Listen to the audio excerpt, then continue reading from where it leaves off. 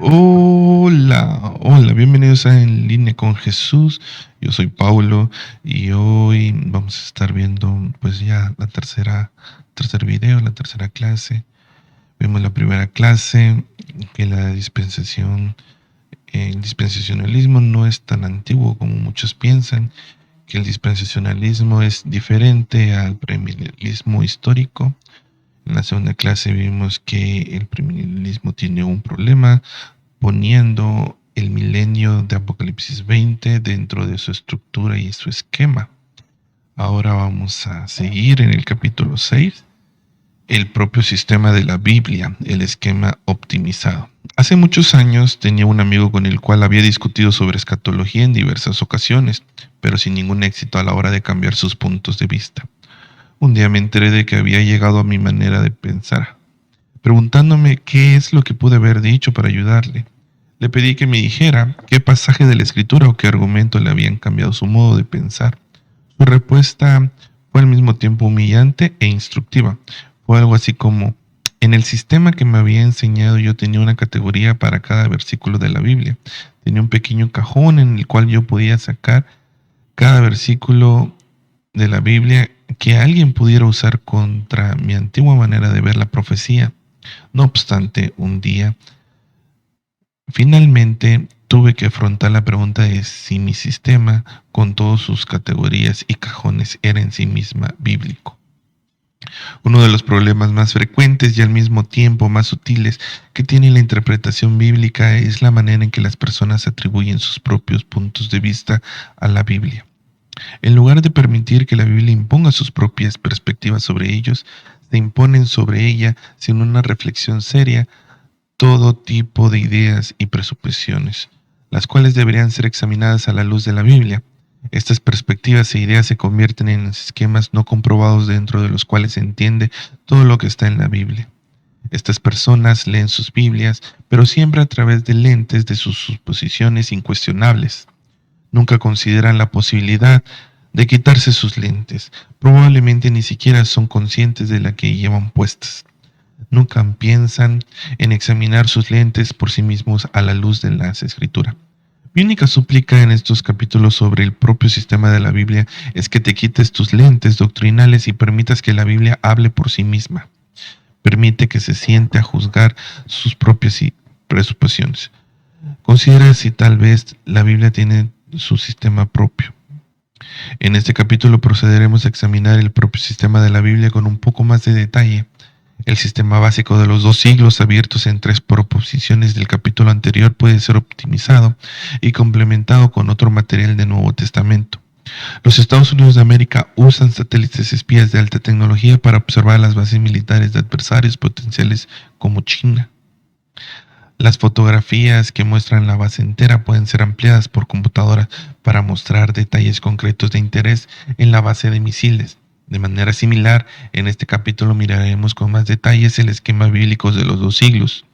Esta optimización de la doctrina bíblica de los dos siglos se puede presentar de nuevo por medio de tres afirmaciones. Proposición 1. Este siglo es y siempre será un siglo malo. La proposición aquí, en otras palabras, que el carácter básico de este siglo siempre será moralmente malo. Una serie de pasajes claves donde se usa la terminología de los dos siglos requiere esta conclusión. Lucas 16:8 habla de hombres malos como los hijos de este siglo y los contrasta con los hijos de luz. Marcos 10:30 enseña que aquellos que han dejado de todo por Cristo deben de esperar siempre persecuciones en este siglo. Mientras dure este siglo, la persecución será la suerte del verdadero cristiano. Romanos 12:2 es la exhortación de Pablo a no conformarse a este siglo. Este lenguaje asume claramente que este siglo siempre será un siglo malo. En 2 Corintios 4:4 se afirma que Satanás es el Dios de este siglo. Es por lo tanto necesariamente malo. Gálatas 1:4 es la descripción de Pablo de este siglo como el presente siglo malo, del cual los elegidos han de ser librados por la muerte de Cristo. Efesios 2:2 describe las vidas pasadas perversas de los creyentes. Efesios como siguiendo la corriente de este siglo.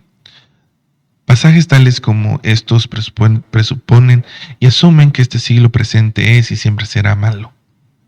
Si este no fuera el caso, podría llegar el día en que la persecución de los cristianos cesaría, cuando no sería malo conformarse a este siglo, cuando Satanás no sería su Dios con D minúscula, cuando la descripción de Pablo de este siglo dejaría de ser verdad y cada uno podría andar conforme a la corriente de este mundo y ser justo.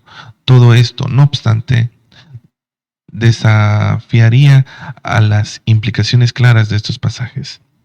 Tales pasajes confrontan al posmilenialismo con una grave dificultad. El posmilenialismo enseña que el bien triunfa sobre el mal en este siglo. La justicia y la paz de este siglo vencen a la injusticia y el odio. Según el posmilenialismo, los posmileniales pueden matizar su enseñanza diciendo que ellos no creen en este siglo.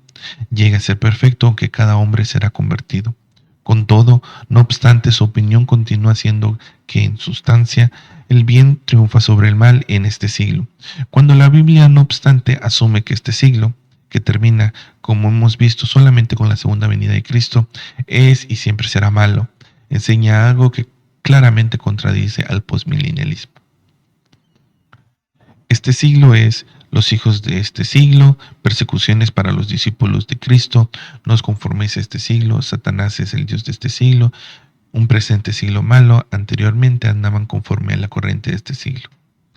El siglo venidero es bueno, los hijos de luz, vida eterna para los discípulos de Cristo, transformados por la renovación de vuestro entendimiento, la gloria de Cristo que es la imagen de Dios, un siglo futuro de justicia, ahora andan conforme a los valores del siglo venidero.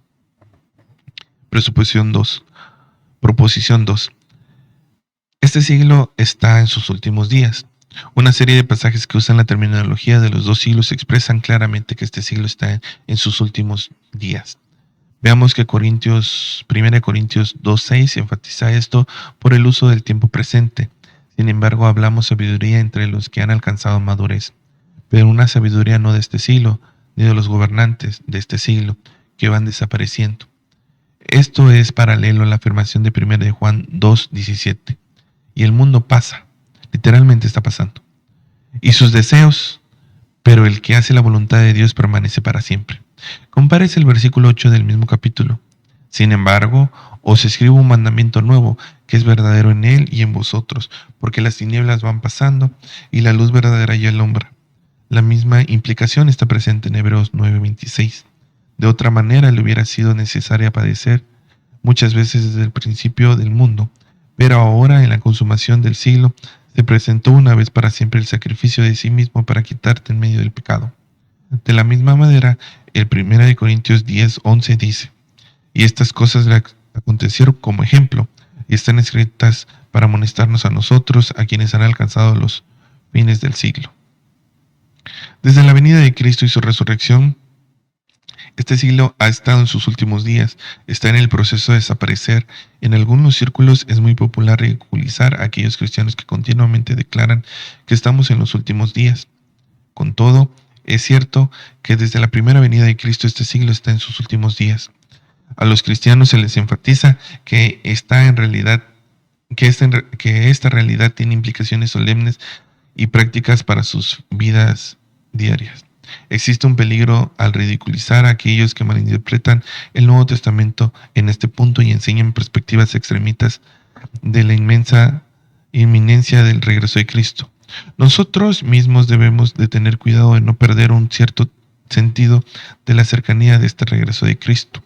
Si perdemos este sentido, perderemos un énfasis práctico importante de la escatología del Nuevo Testamento. Los últimos días de este siglo. Creación y caída. Este siglo, muerte y resurrección. Estamos en los últimos días.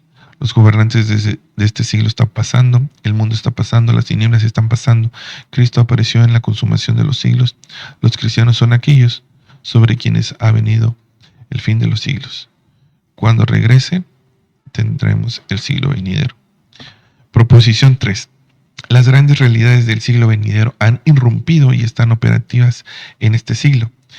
El énfasis del Nuevo Testamento, que complementa de manera más sorprendente o que optimiza nuestro entendimiento de la estructura de los dos siglos de la historia redentora, es que las grandes realidades del siglo venidero de alguna manera han irrumpido y están operativas en este siglo. El pasaje más claro aquí es Hebreos 6:4-6. Porque en el caso de los que fueron una vez iluminados, que probaron el don celestial y fueron hechos partícipes del Espíritu Santo, que gustaron la buena palabra de Dios y los poderes del siglo venidero, pero después cayeron, es imposible renovarlos otra vez para arrepentimiento, puesto que de nuevo crucifican para sí mismo al Hijo de Dios y lo exponen a la ignominia pública. El término poderes usado aquí es uno de los términos técnicos del Nuevo Testamento para milagros. En este modo, la referencia aquí es a los dones de señales milagrosas que acompañaban a la predicación del Evangelio al principio de la era del Evangelio. Estos dones de señales anunciaban la venida del reino y la erupción del siglo venidero.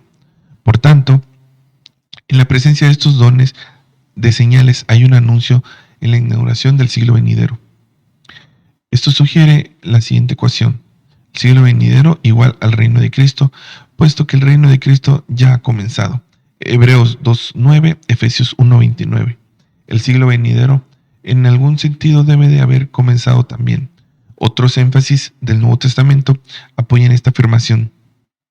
Este siglo venidero es el siglo de la resurrección. Lucas 20:34-36. No obstante, la resurrección ya ha comenzado. Cristo es los primeros frutos de la resurrección, según 1 Corintios 15:20-23. Mas ahora Cristo ha resucitado de los muertos, primicia de los que durmieron es hecho. Porque cuanto la muerte entró por un hombre, también por un hombre la resurrección de los muertos. Porque así como en Adán todos mueren, también en Cristo todos serán vivificados. Pero cada uno en su debido orden, Cristo las primicias, luego los que son de Cristo en su venida. Esta es la explicación para la fraseología peculiar de Hechos 4:2, resentidos de que enseñasen al pueblo y anunciasen en Jesús la resurrección de los muertos. Aquí se puede añadir otro concepto bíblico paralelo. De la misma manera, este siglo es el siglo de la antigua creación. Asimismo, el siglo venidero es el siglo de la nueva creación. En un sentido matizado, no obstante, la nueva creación ya ha sido inaugurada. 2 Corintios 5:17, de modo que si alguno está en Cristo, nueva criatura es, las cosas viejas pasaron, y aquí todas son hechas nuevas. Gálatas 6:15, porque en Cristo Jesús ni la circuncisión vale ni la incircuncisión, sino una nueva creación. El diagrama siguiente ilustra la superposición o imbricación de los siglos. La superposición de los siglos. Tenemos dos líneas superpuestas. Estas son las dos líneas superpuestas. Dice la de abajo: antigua creación y dominio de Satanás es este siglo en el que vivimos. Cuando Cristo Jesús resucita y asciende al cielo, se inaugura el siglo venidero, pero todavía no está consumado. Entonces por eso hay aquí unas líneas. Nueva creación y reino de Dios, porque somos nueva criatura nosotros. Y nosotros ya estamos dentro del nuevo siglo venidero, pero aún no ha venido el Señor Jesucristo, por lo cual no está consumado. Dice: puede parecer que las proposiciones suplementarias estudiadas en este capítulo complican el esquema básico del capítulo anterior. No obstante, una ilustración puede clarificar cualquier dificultad. Piensa en una pareja joven que están casados y desean tener hijos. Después de varios años continúan firmes en ese propósito, pero mes tras mes no trae resultados. Finalmente, después de una visita al médico, la esposa anuncia la gran noticia: esposo, estoy embarazada. El futuro ha llegado. Pero, ¿ha llegado? Pasa una semana y no hay muchos cambios. Aún queda ese largo periodo de gestación antes de que puedan sostener ese pequeño en sus brazos. Hay, por supuesto, señales crecientes de algo que está sucediendo. La habitación del bebé es redecorada.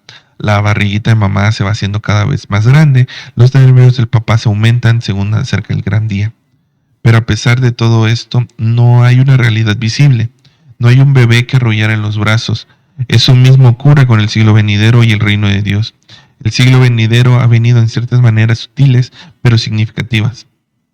Pero no ha venido en realidad externa y gloriosa, de la misma manera que hay una superposición de las épocas en la historia de esta familia.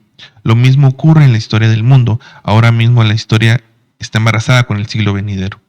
Esta perspectiva general de la doctrina bíblica de los dos siglos y especialmente la superposición de los dos siglos tiene una amplia importancia práctica y doctrinal para los cristianos.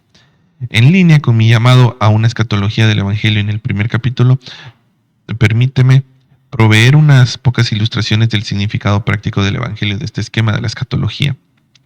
Este esquema explica mucho sobre el carácter de dos etapas de la salvación. Explica, en otras palabras, por qué la Biblia habla constantemente de la salvación en términos de ya y todavía no. Por todas partes la Biblia asume el carácter en dos etapas de la salvación.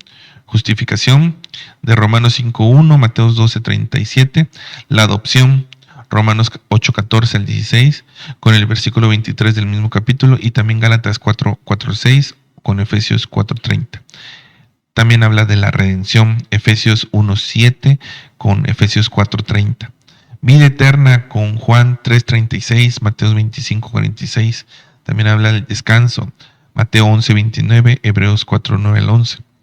Junto con muchas otras de las realidades bíblicas asociadas con la salvación, se puede hablar de ellas como de realidades pasadas, tanto como de bendiciones futuras. Esto es así porque el siglo venidero que trae la salvación se desarrolla en dos etapas. Existe una superposición de este siglo y el siglo venidero. Lo que habíamos hablado, ¿verdad? Este es el embarazo, la superposición. Una de las muchas aplicaciones prácticas de esto para los cristianos es el poner en relieve la necesidad de perseverar en la vida cristiana para la vida eterna. La mayor parte de los creyentes evangélicos no entienden la necesidad de la perseverancia porque piensan en la salvación solo en términos de algo que ya tienen. No obstante, según el Nuevo Testamento, también es algo que aún han de recibir. De ahí que venga la exhortación de los cristianos, que según Mateo 11, 28, 30, ya han recibido a Cristo como su descanso. De que deben ser diligentes para entrar en aquel reposo, para que ninguno caiga en semejante ejemplo de desobediencia. Hebreos 4:11. Este esquema también explica la tensión ética en la vida del cristiano. A muchísimos cristianos se les enseña a buscar experiencias que les librarán de la tensión de vivir en el periodo de la superposición de los siglos. Quieren en esta vida una vida superior, una vida más profunda, una vida victoriosa, una segunda bendición, o un bautismo del Espíritu que en efecto les saque de la contradicción del pesar, de la prueba de este siglo. No obstante, el único camino por el cual el cristiano puede escapar de la batalla con el pecado y el pesar de este siglo es partir de este siglo. Debe o bien morir e ir al cielo o entrar en el regreso de Cristo en el siglo venidero. La enseñanza que promete el cese del conflicto y de la prueba en esta vida no es amiga del cristiano. Esa estructura bíblica nos advierte de que en este siglo no hay una bendición que no vaya seguida de una prueba, ningún gozo que no vaya seguido de un pesar y ninguna victoria final sobre el pecado remanente. Los cristianos deben ser conscientes del síndrome de la cumbre de la montaña. En este siglo no existe el permanecer siempre en la cumbre de la montaña. Debemos siempre regocijarnos con temblor cuando los cristianos dejen de buscar en esta vida una experiencia en la Biblia. Nunca les promete. Estarán preparados adecuadamente para disfrutar las bendiciones que Dios les da en esta vida y no buscarán algo más en las bendiciones que nunca van a encontrar. También estarán preparados para afrontar la realidad de la vida cristiana como es debido, pelear la buena batalla de la fe, acabar la carrera y correr de la manera adecuada para ganar. La superposición de los siglos y la tensión de la vida cristiana. Es como nosotros estamos aquí en la superposición de los dos siglos. El cristiano tiene justicia, gozo, vida y luz del siglo venidero, pero también tiene pecado, miseria, muerte y tinieblas de este siglo. Este esquema también explica mucho sobre el futuro de la iglesia. No debemos esperar una edad de oro antes del regreso de Cristo. Eso es una negación del carácter de este siglo, pero tampoco debemos de ser pesimilenialistas y no ver otra cosa que apostasía para la iglesia visible. Eso también es una negación de la superposición de los siglos. La iglesia es animada por las poderosas realidades del siglo venidero que ya han irrumpido en el mundo con la primera venida de Cristo. Aquellos que le dicen a la gente que no abrillanten los dorados en el barco que se hunde de la iglesia están trágicamente equivocados. Aquellos que enseñan que esta dispensación de la iglesia, como cualquier otra dispensación, acabará sin duda en fracaso y apostasía, están equivocados. Estos debilitan las manos de los verdaderos cristianos en labor ordenada por Dios de edificar la iglesia de Cristo. Tanto los pesimistas sombríos como los optimistas soñadores tienen perspectivas desequilibradas de la perspectiva futura de la iglesia. La perspectiva bíblica entiende la superposición de los siglos y equilibra esas perspectivas diferentes en un optimismo realista. Que entre estas dos superposiciones está la iglesia, que contiene crecimiento, bendición y prosperidad, pero también padece tribulación, persecución y también está la apostasía. Observaciones finales. Esta exposición del propio sistema de la Biblia comenzó con la interpretación de mostrar que un estudio del lenguaje claro, de los pasajes literales y de las verdades generales de la Biblia resuelve muchas de las grandes dificultades y mucha de la profunda confusión sobre la escatología bíblica. Desde las afirmaciones claras, literales y generales de la Biblia, hemos aprendido una perspectiva de la historia y especialmente de la historia futura que es simple en su naturaleza y al mismo tiempo profunda en sus implicaciones. Esta estructura bíblica simple de la historia de la redención es poco hospitalaria tanto para el premilenialismo como para el postmilenialismo. También arma al creyente con un realismo bélico, optimista, con el que pelear la buena batalla de la fe en este periodo de superposiciones de los siglos. Finalmente, el propio sistema de la Biblia proyecta una luz asombrosa sobre el significado de la enseñanza de la Biblia en asuntos que van más allá de lo que con frecuencia se consideran los confines estrictos de la escatología. El lector debe juzgar por sí mismo, pero el escritor siente que la intención de estos estudios sobre el propio sistema de la Biblia ha sido cumplida. Capítulo 7. La línea divisora. El juicio general. El día del juicio es un asunto inmensamente importante y práctico en el estudio de la escatología. Es una cuestión que es sujeto a una amplia revelación de la Biblia. El término día, como referencia al día del juicio, ocurre 58 veces en el Nuevo Testamento. Es un punto fundamental, un principio elemental de la enseñanza cristiana. Hebreos 6, 1 al 3. Una vez más, permítame enfatizar que para establecer el sistema bíblico de profecía no vamos a ir a los detalles de la escatología ni a los asuntos bíblicos marginales. El siguiente tratamiento, no obstante, no tiene la intención de ser un estudio exhaustivo del día del juicio. Nuestro interés está simplemente en cómo el juicio general clarifica el sistema de escatología que enseña la Biblia. Lo que estamos preguntando es cómo nos ayuda esta doctrina a escoger entre los distintos sistemas escatológicos que compiten por nuestra lealtad. La tesis de este capítulo es que habrá un juicio de todos los hombres vivos o muertos, justos o injustos, que ocurrirá en la segunda venida de Cristo y que dará como resultado la vida eterna o el castigo eterno. Esta tesis tiene 3 puntos. El alcance de los juicios de todos los hombres vivos y muertos. El tiempo del juicio es la segunda venida de Cristo y los resultados de este juicio son la vida eterna o el castigo eterno. En los capítulos precedentes consideramos todo el tiempo al considerar los 2 siglos. En este capítulo estrechamos nuestro enfoque a la línea divisora entre los 2 siglos. Si la síntesis mencionada anteriormente puede ser establecida, tendrá un impacto tremendamente clarificador en nuestro sistema de escatología. Si el juicio ocurre en la segunda venida, es absolutamente universal y da como resultado el estado eterno. Esto corroborará poderosamente muchas de las conclusiones a las que hemos llegado en los capítulos precedentes. Nuestra metodología no será un intento de inspeccionar los amplios materiales bíblicos, sino tomar los 3 pasajes clásicos que tratan de manera más extensa el asunto. Estos pasajes son Mateo 25, 31 al 46, Romanos 2 del 1 al 16 y 2 de Pedro 3 del 1 al 18. Mateo 25, 31 al 46 dice: Cuando el Hijo del Hombre venga en su gloria y todos los santos ángeles con él, entonces se sentará en su trono de gloria, y serán reunidos delante de él todas las naciones, y apartará los unos de los otros, como aparta el pastor las ovejas de los cabritos, y pondrá las ovejas a su derecha y los cabritos a su izquierda.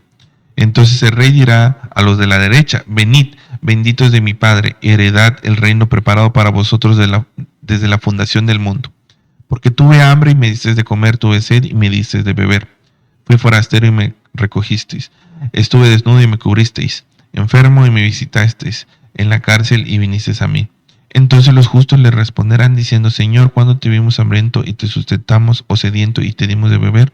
¿Y cuándo te vimos forastero y te recogimos, o desnudo y te cubrimos? ¿O cuándo te vimos enfermo o en la cárcel y venimos a ti?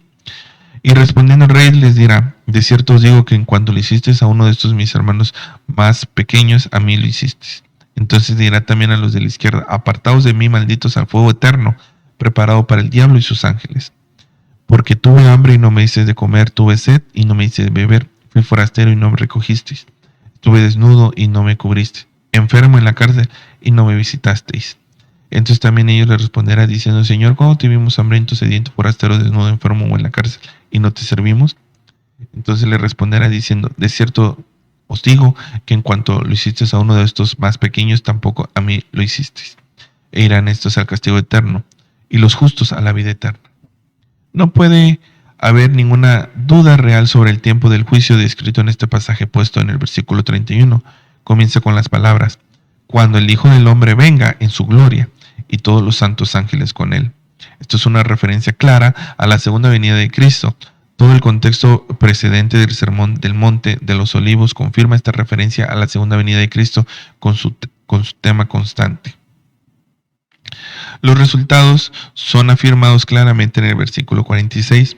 Son la vida eterna y el castigo eterno. Este lenguaje, en este contexto, se refiere claramente a las condiciones escatológicas permanentes del estado eterno y asume, por supuesto, que tanto los justos como los malos están en una condición resucitada. Es difícil plantear preguntas significativas sobre el tiempo o las consecuencias del juicio de Mateo 25:31. No obstante, otras interpretaciones alternativas han tratado de sugerir que este juicio debe ser entendido no como un juicio general, sino como un juicio limitado en su alcance. Por supuesto, incluso aquí el lenguaje del pasaje carga el peso de la prueba de tales interpretaciones. Mateo 25:32 parece claro cuando dice que serán reunidos delante de él todas las naciones. No obstante, las interpretaciones premilenialistas han tratado de limitar de alguna manera la referencia de todas las naciones. Claramente, el asunto clave aquí es el significado de la frase todas las naciones. ¿Incluye la nación de judía? ¿Incluye la nación judía o se refiere exclusivamente a los gentiles? La frase todas las naciones debe entenderse en primer lugar por medio del contexto de Mateo. En Mateo, las palabras naciones, cuando se usa por sí misma en plural, como aquí, designa a las naciones gentiles e incluso puede traducirse como gentiles. No obstante, el caso es muy diferente con la terminología todas las naciones. Esto ocurre en otros 3 lugares: Mateo 24:9, 14, 28 y 19. Cuando Mateo 24:9 habla de que los discípulos de Cristo son aborrecidos por todas las naciones, hay buenas razones para considerar esta frase como incluyendo a la nación judía. El énfasis contextual sobre la destrucción de Jerusalén y la nación judía apóstata hace extremadamente improbable que debamos excluir a los judíos de aquellas naciones que aborrecen y persiguen a los discípulos de Cristo. Esta frase se usa en Mateo 24:14 y en el 28:19 para designar el ámbito universal de la misión evangelística de la Iglesia. Este ámbito ciertamente incluye a los judíos, según Hechos 1:8, Romanos 1:16 y 17. El pasaje paralelo de Mateo 28:19 deja muy claro este hecho: Lucas 24:46-49. Y les dijo, así está escrito, y así fue necesario que el Cristo padeciese y resucitase de los muertos al tercer día, y que se predicase en su nombre el arrepentimiento y el perdón de pecados en todas las naciones, comenzando desde Jerusalén. Y vosotros sois testigos de estas cosas. He aquí yo enviaré la promesa de mi Padre sobre vosotros, pero quedaos vosotros en la ciudad de Jerusalén hasta que seáis investidos del poder desde lo alto. En este pasaje en pasajes tales como estos, los verdaderos paralelos de Mateo 25:32, la distinción entre judíos y gentiles, algunas veces llamados naciones, desaparece. Por lo tanto, la fraseología de todas las naciones designa al mundo, tanto judíos como gentiles, que es el objeto de la predicación del Evangelio durante los últimos días. Mateo 25:31 al 46, en la estrofa final de un tema de juicio que discurre a lo largo de todo el Evangelio de Mateo, debemos interpretar Mateo 25 en línea con tales pasajes que hablan siempre de un único juicio o día del juicio. Estos pasajes enseñan que las naciones antiguas, las ciudades de los días de Jesús, todo hombre y todas las naciones de toda la historia estarán allí. Mateo 25, 31 al 46 debe considerarse en cuanto a su alcance absolutamente universal. Ahora, Romanos 2, 5 al 16. Pero por tu dureza y por tu corazón no arrepentido atesoras para ti mismo, ira para el día de la ira y de la revelación del justo juicio de Dios, el cual pagará a cada uno conforme a sus obras. Vida eterna a los que, perseverando en bien hacer, buscan gloria y honra e inmortalidad, pero ira y enojo a los que son contenciosos y no obedecen a la verdad, sino que obedecen a la injusticia. Tribulación y angustia sobre todo el ser humano que hace lo malo, el judío primeramente y también el griego, pero gloria, honra y paz a todo el que hace lo bueno, al judío primeramente y también al griego. Porque no hay acepción de personas para con Dios, porque todos los que sin ley han pecado, sin ley también perecerán, y todos los que bajo la ley han pecado, por la ley serán juzgados. Porque no son los oidores de la ley los justos ante Dios, sino los hacedores de la ley serán justificados.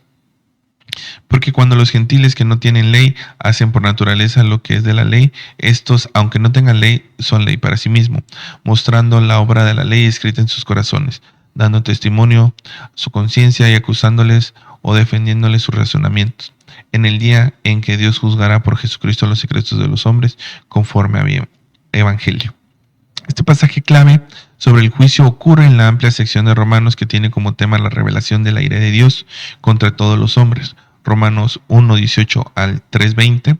La sección de Romanos 1:18 al 2:16 trata de la ira de Dios contra los hombres en general, mientras que del 2:17 al 3:8 enfatiza la ira de Dios contra los judíos en particular. Y Romanos 3:9 al 20 afirma la conclusión general. La estructura de esta sección de Romanos puede ilustrarse mejor por medio de dos círculos concéntricos. La estructura de Romanos.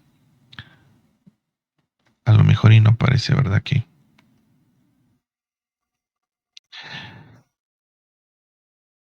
Ok, aquí está. Romanos. Todos los hombres en general, los judíos en particular. Una vez más, simplemente preguntamos qué enseña este pasaje sobre el tiempo, los resultados y el alcance del juicio que se tiene aquí presente. Sus resultados son muy claros. Positivamente es vida eterna. Observa las descripciones del versículo 7. Vida eterna, gloria y honra e inmortalidad. Y el versículo 10, gloria y honra y paz. Estas palabras describen claramente la dicha del estado eterno y la resurrección. Negativamente, el resultado de este juicio también es claro. Es muerte eterna o castigo eterno. El contraste con la vida eterna. Crea la suposición más fuerte de que Pablo está describiendo aquí el tormento eterno. Esta suposición es confirmada por el lenguaje que usa Pablo, todo el cual se refiere de manera característica a los tormentos de castigo eterno.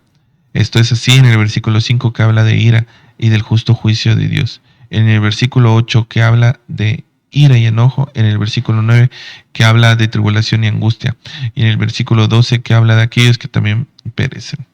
La enseñanza de Pablo sobre el alcance de este juicio también es enfática. En general, el alcance es cada uno, versículo 6.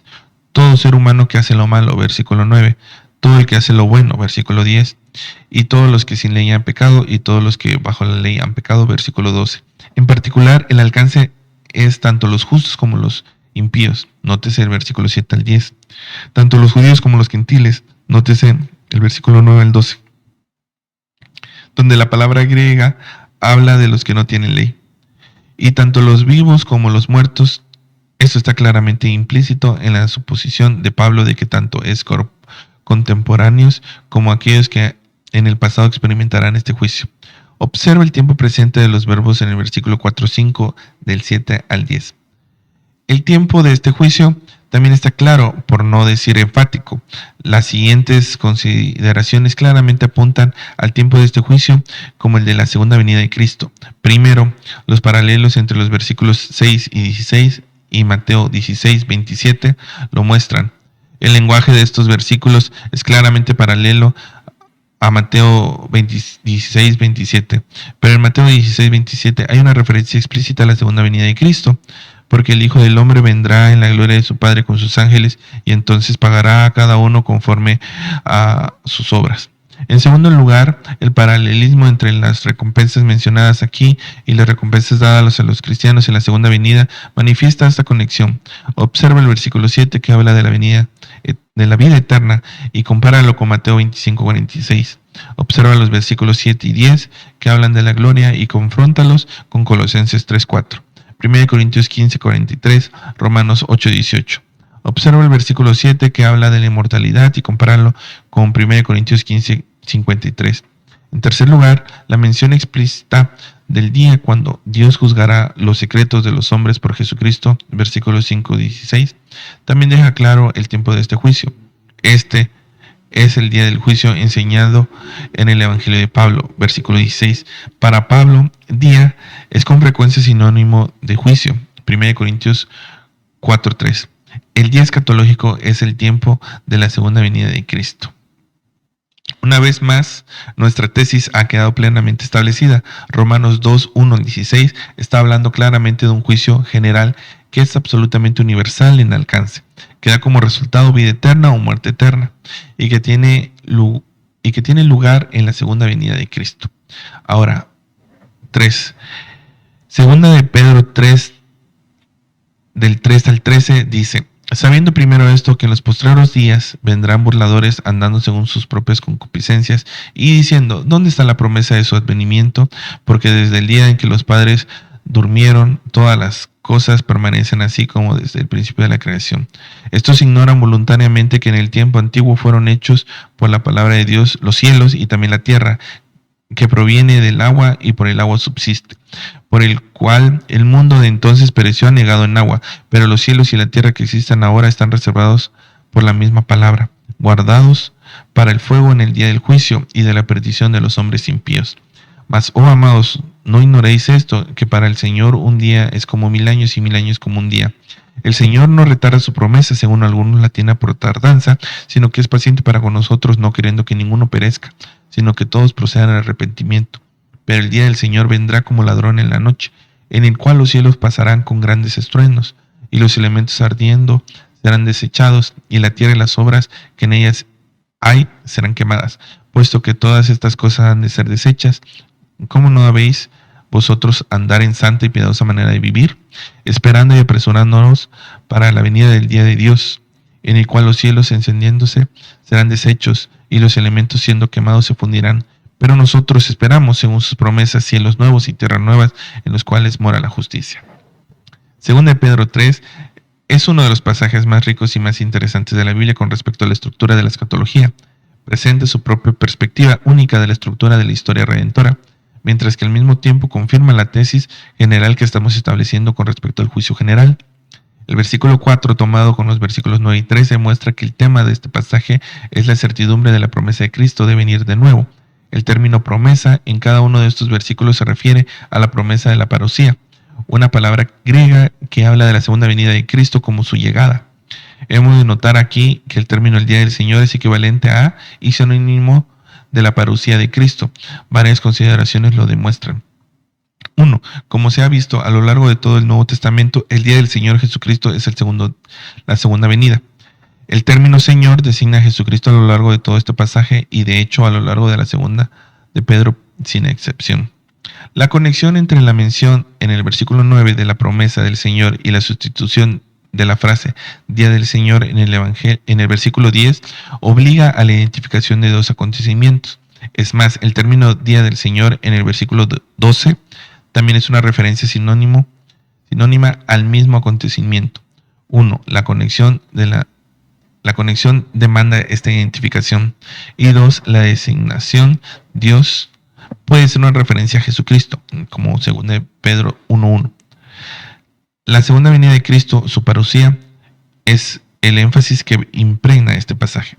Simplemente en sus términos y por sí misma, ¿cuál es la escatología de 2 Pedro 3 al 18? Pedro claramente divide toda la historia en tres mundos divididos por dos juicios universales. Véase la siguiente figura. Escatología de Pedro. Mundo entonces, el mundo de ahora, el nuevo mundo. Destrucción por agua, los días de Noé, y destrucción por fuego. Una vez se entiende este esquema simple, se puede llenar con todo tipo de detalles suministrados por Pedro. La escatología de Pedro, una perspectiva detallada. Destrucción por agua, versículo 6. El mundo entonces, versículo 6. Su carácter creado por la palabra de Dios, versículo 6. Un periodo de paciencia divina.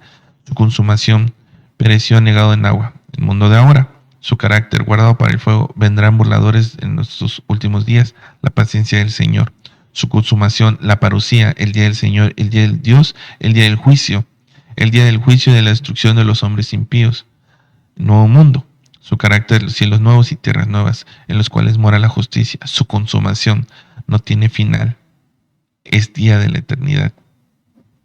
El problema con ciertas interpretaciones falsas de este pasaje se puede ver claramente en la manera en que perturban este esquema simple pero profundo. La interpretación preterista de este pasaje es adoptada típicamente por los postmilenialistas. Esta afirmación de J. Marcellus Kik personifica la mala interpretación preterista y postmilenialista de este pasaje. Tal vez la gran piedra de tropiezo para la aceptación de la posición postmilenial es el malentendimiento del término nuevos cielos y nueva tierra. Muchos consideran esto como un concepto material en lugar de un término descriptivo de la economía del Evangelio. Que esas palabras no son inaplicables a una revolución de una naturaleza moral y espiritual. Lo podemos aprender de la descripción análoga de Pablo del cambio producido en la conversión y de la aplicación de Pedro de este mismo pasaje. Pero nosotros esperamos según sus promesas cielos nuevos y tierra nueva en las cuales mora la justicia. Tales intérpretes entienden los nuevos cielos y la nueva tierra en una manera espiritual, es decir, no material, y como una referencia a la era del Evangelio después de la destrucción de Jerusalén. El Nuevo Testamento en general y 2 de Pedro 3 en particular no dejan lugar para este entendimiento. En 2 de Pedro 3 hay tres consideraciones que lo refutan. Primera, en este pasaje el sujeto bajo consideración es la segunda venida literal de Cristo. La promesa de la parucía es probablemente una referencia a Hechos 1:11. Entre los pasajes, la referencia claramente no es una venida espiritual. Una venida así no era el objeto que producía la burla del versículo 4.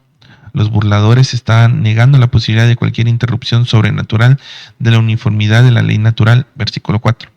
En 2 de Pedro 3:3, el texto hace de los nuevos cielos y la nueva tierra una expectativa que guardamos según su promesa.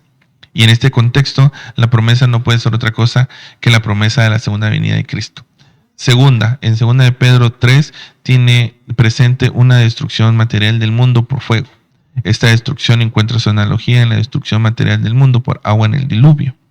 Tercera, la crisis considerada en 2 de Pedro 3 no trae la conversión de los impíos, sino la destrucción.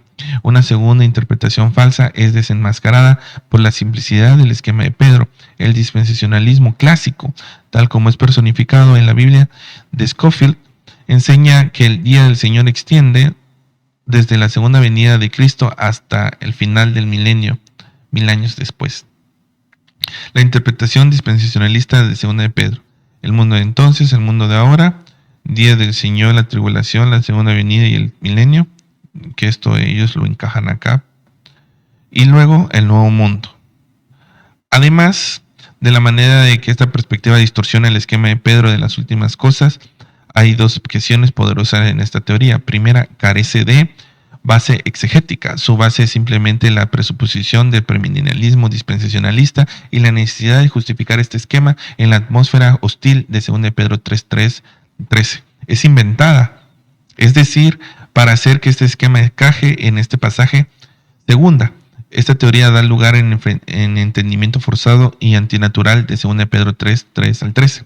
Nuestra objeción no es que el día del Señor es literalmente un día de 24 horas, sino que está basada en las siguientes consideraciones.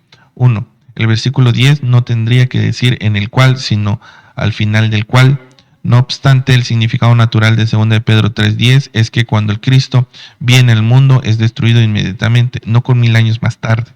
2. Este entendimiento contradice la implicación clara del pasaje de que la destrucción del día del Señor es una destrucción rápida. La analogía del dragón, versículo 10, del ladrón, versículo 10, implica una destrucción rápida, una destrucción que tiene lugar durante el periodo de 1000 años en cualquier cosa menos rápida y repentina. Esta teoría ignora el hecho de que en el Nuevo Testamento y en 2 Pedro 3:13, el día del Señor es un sinónimo de la parusía. Afirma que el día del Señor dura 1000 años. Es afirmar lo mismo con referencia a la parusía. El versículo 9 deja claro que la alternativa al arrepentimiento antes de la parusía es parecer. Una parusía o el día del Señor de 1000 años socava lo descarnado de esta alternativa. 4.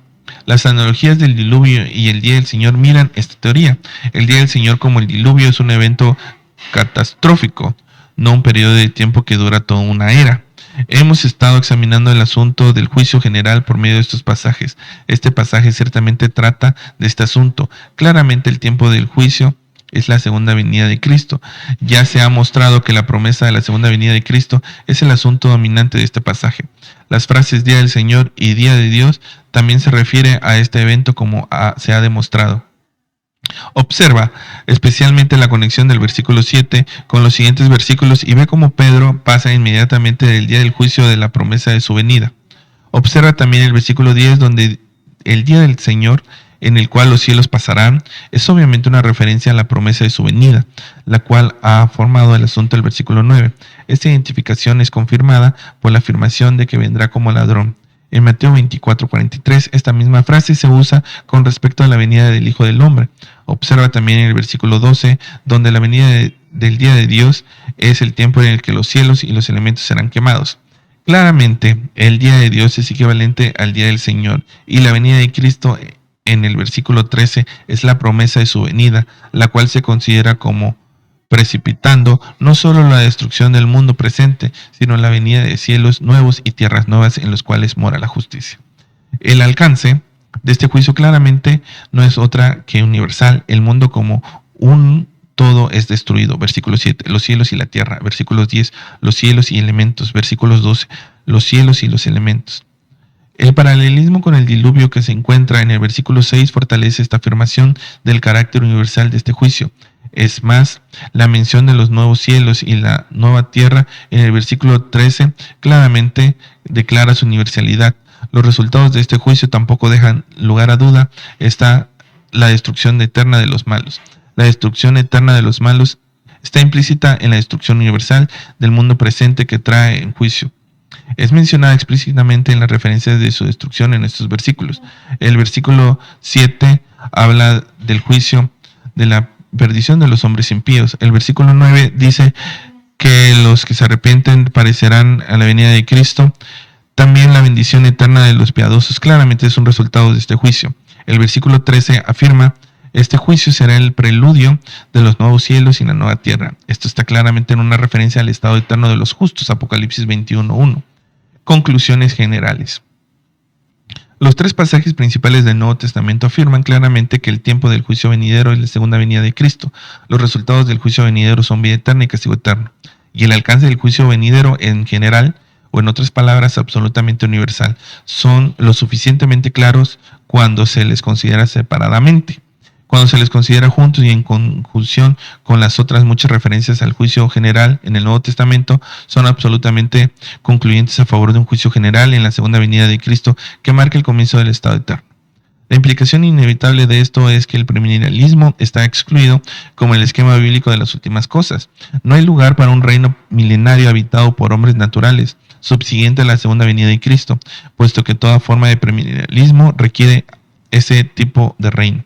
El premilenialismo no puede ser reconciliado con esta estructura absolutamente fundamental de la enseñanza bíblica sobre las últimas cosas, su propia doctrina del juicio final. Amén. Bueno, vamos a seguir en la siguiente clase. Dios los bendiga. Estamos viendo. Bye bye. Suscríbanse.